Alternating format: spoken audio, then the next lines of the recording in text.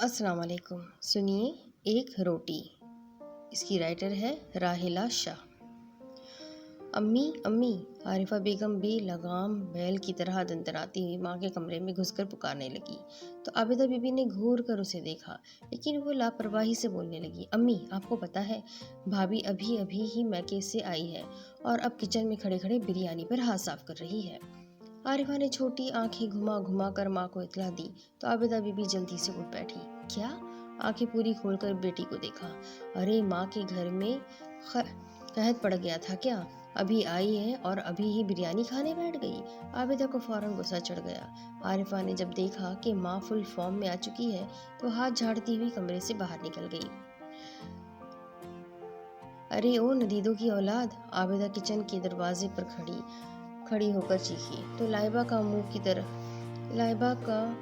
کی طرف جاتا ہاتھ وہیں شل ہوا۔ وہ جو جلدی جلدی کھا رہی تھی تاکہ کسی کے آنے سے پہلے ہی پیٹ کا دوزخ بھر دے، لیکن اب وہ بریانی حلق میں اٹک چکی تھی۔ گھبرا کر پلٹی اور مجرموں کی طرح سر جھکا کر کھڑی ہو گئی۔ عابدہ کمر پر ہاتھ رکھے اسے گھورنے لگی۔ ماں کے گھر کھانا نہیں پکا تھا کیا؟ امی وہ ابھی پک رہا تھا۔ وہ لڑکھڑاتی زبان سے بولنے لگی تو عابدہ بی بی نے ہاتھ اٹھا کر اسے مزید بولنے سے روکا۔ ہاں ہاں پتہ ہے، ماں کے گھر میں دال چٹنی بنی ہوگی جو ظاہر سی بات ہے محترمہ کو نہیں بھائی ہوگی۔ عابدہ بی بی چند مزید تانش تشنی کے بعد واپس چلی گئی۔ لائبہ اپنے خالی ہاتھوں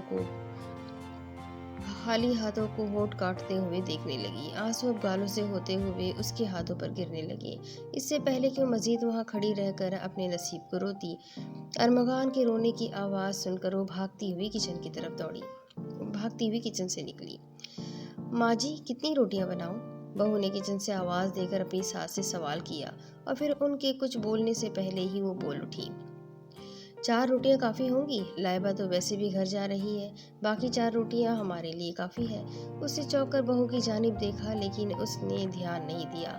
لائبہ کی آنکھ سے ایک آنسو نکلا اور گال پر لڑک کر دوپٹے میں جذب ہوا۔ ایک روٹی، صرف ایک روٹی! اس کا چہرہ زرد ہونے لگا۔ ماں نے تڑپ کر بیٹی کا چہرہ اپنے ہاتھوں میں بھرا اور پھر ایک اچٹتی نگاہ کچن کی طرف ڈالی۔ بہو اگر 1-2 روٹیاں زیادہ نہیں بنا سکتی تو رہنے دو تم، ابھی اتنی بوڑھی بھی نہیں ہوئی ہوں میں، اپنی بیٹی کے لیے بنا سکتی ہوں روٹی۔ شافیہ بیگم لرزتی آواز میں بولنے لگی لیکن اس سے پہلے کہ وہ مزید بھی کچھ کہتی، لائبہ نے انہیں خاموش رہنے کا اشارہ کر دیا تھا۔ ماں میرا کیا ہے، میں تو ابھی چلی جاؤں گی، لیکن آپ اپنا گھر میری وجہ سے خراب مت کریں، بھابھی پر غصہ مت کریں، یہ بھی تو آپ کی بیٹی ہی ہے نا۔ لائبہ بولی تو کچن میں روٹی بیلتے ہاتھ ساکت ہوئے۔ بیٹی؟ اس کے لب کانپے۔ لائبہ یہ کیا کہہ رہی تھی؟ لائبہ یہ کہہ کر رکی نہیں بلکہ اپنے بیٹے کو اٹھا کر وہاں سے نکل آئی تھی۔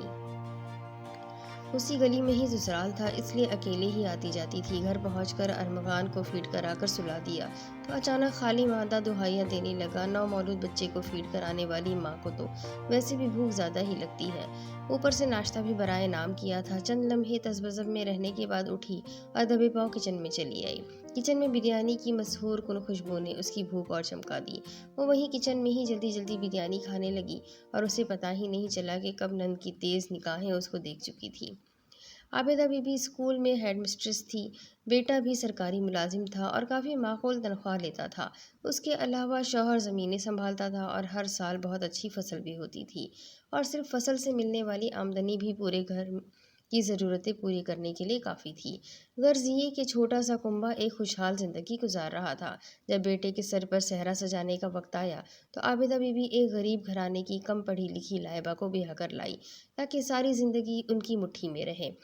پھر یہی ہوا، لائبہ کو گھر میں کسی چیز کو اپنی مرضی سے ہاتھ لگانے کی اجازت نہیں تھی۔ گھر کا سارا کام کرنے کے باوجود وہ ساس اور نند کے 2 میٹھے بول کے لیے ترس جاتی تھی۔ طنز اور طعنے اس کی زندگی کا معمول بن چکے تھے۔ شاہ میر جو سارا دن ملازمت پر رہتا اور شام کو گھر لوٹتا تھا، لائبہ نے کبھی بھی اس کے سامنے ماں یا بہن کی شکایت نہیں کی تھی، بلکہ ہمیشہ خود کو شوہر کے سامنے خوش باش سا ظاہر کیا تھا۔ شاہ میر بھی اپنی معمولی نقوش کی حامل لیکن بے پناہ حسین دل کی مالک بیوی کو خوش دیکھ کر مطمئن ہو جاتا تھا، لیکن آج وہ خلاف توقع جلدی گھر آ گیا تھا اور کچن کے دروازے پر کھڑی اپنی ماں کو طنزیہ باتوں سے مستفید پایا۔ اوپر سے لائبہ کی آنسوؤں سے لبالب بھری آنکھیں دیکھی تو دہک سے رہ گیا۔ لائبہ کمرے کی طرف بھاگی کیونکہ 7 ماہ کا ارمغان بری طرح رو رہا تھا۔ شاہ لب کاٹتے ہوئے کمرے میں آیا۔ لائبہ ارمغان کو چپ کرانے میں مصروف تھی۔ شاہ کو دیکھ کر آنکھیں چرانے لگی۔ لائبہ میری طرف دیکھو، شاہ نے سپاٹ آواز میں حکم دیا۔ لائبہ میری آنکھوں میں دیکھو اور سچ سچ بتاؤ، امی کا رویہ ایسا کب سے ہے اور کیوں؟ شاہ نے دوبارہ پکارا۔ کچھ لمحے آنسوؤں کے گولے کو حلق سے اتارنے کی نظر ہوئے اور پھر وہ بولی، شاہ مجھے نہیں پتا ایسا کیوں ہے، لیکن میں نے پورے دل و جان سے کوشش کی ہے کہ امی اور عارفہ کا رویہ مجھ سے اچھا ہو جائے، لیکن میں کامیاب نہیں ہو سکی شاہ میں نے ہر طرح سے کوشش کی، لیکن میری محبت، خدمت، سب کچھ ہار گئی، مجھے معاف کر دو۔ آنسوؤں سے گھلی آواز میں بولتی وہ شاہ کا دل بری طرح دکھا گئی تھی۔ لائبہ، اس نے تڑپ کر تنبیہ کی اور آگے بڑھ کر اسے گلے سے لگا لیا۔ ارمغان پھر سے رونے لگا۔ لو جی، ہمارا بیٹا تو جیلس ہو رہا ہے، شاہ ہلکے پھلکے انداز میں بولا تو لائبہ روتے روتے ہنس دی تھی۔ پھر دوسرے دن شاہ اوپر والے پوشن میں شفٹ ہوا، اپنے ماں باپ سے یہ کہتے ہوئے کہ لائبہ میری بیوی ہے، میرے بیٹے کی ماں ہے اور اس کا حق ہے کہ وہ سارے شوق پورے کرے جو وہ بھی چاہتی ہے۔ اس کے ساتھ بہت ناانصافی ہوئی ہے، لیکن میں مزید ناانصافی نہیں ہونے دے سکتا۔ ہمارا کھانا پینا آج سے الگ ہوگا، یہ الگ چولہا اس کا حق ہے، اور جو میرے ذمے میری ماں بہن کا حق ہے اس سے بھی میں انشاءاللہ کبھی کوتاہی نہیں برتوں گا۔ شاہ یہ کہتے ہوئے اوپر چلا گیا اور عابدہ بی بی شرم سی اپنی جگہ بیٹھی رہ گئی۔ انہیں آج پتہ چلا تھا کہ بے شک اللہ رسی بڑھاتا ہے، موقع دیتا ہے، اپنی طرف بلاتا ہے، لیکن جب بندہ وہی اٹکا رہ جاتا ہے تو جب ظلم حد سے بڑھنے لگے تو رسی کھینچ بھی لیتا ہے اور اس میں ایک لمحہ بھی نہیں لگتا اور انسان زمین پر منہ کے بل آ گرتا ہے۔ تو کیسی لگی آپ کو یہ کہانی؟ امید کرتی ہوں اس سے کافی سبق بھی ملا ہوگا اور کہانی اچھی بھی لگی ہوگی، اور اگر اچھی لگی ہے تو اپنے کانٹیکٹس میں شیئر کریں۔ اگلی ایک نئی کہانی کے ساتھ بہت جلد پھر ملیں گے۔ چینل کو سبسکرائب کر لیں۔ تب تک کے لیے اللہ حافظ۔